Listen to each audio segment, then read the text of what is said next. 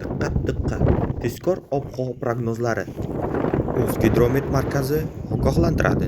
Videorolikdan to'liq xabardor bo'lish uchun videorolik ustidagi bir dona like tugmachasini bosib qo'yishingizni va obuna bo'lib qo'yishni unutmang.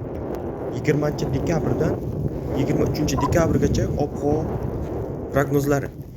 Respublikamizning barcha hududlarida havo bulutli bo'ladi. Yog'ingarchilik kutilmoqda. Shaxdan sekundga 7-12 metr tezlikda shamol esishi va yomg'ir qor yog'ishi mavjud. Harorat kechasi -2, -4 darajagacha tushishi mumkin. Kunduzlari esa +7, +9 darajada bo'ladi. Respublikamizning tog' oldi va tog' oldi hududlarida qor ko'chishi xavfi e'lon qilindi.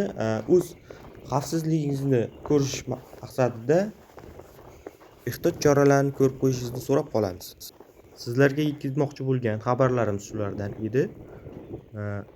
Bundan keyingi chiqadigan videoroliklarimizni o'tkazib yubormasligingiz uchun videorolik ostidagi bir dona like va obuna bo'lish tugmachasini bosib qo'yishni unutmang. Sog' va salomat bo'ling. Diqqat, diqqat!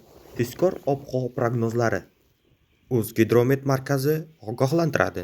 Videorolikdan to'liq xabardor bo'lish uchun videorolik ustidagi bir dona like tugmachasini bosib qo'yishingizni va obuna bo'lib qo'yishni unutmang. 20-dekabrdan 23-dekabrgacha ob-havo prognozlari. Respublikamizning barcha hududlarida havo bulutli bo'ladi. Yog'ingarchilik kutilmoqda.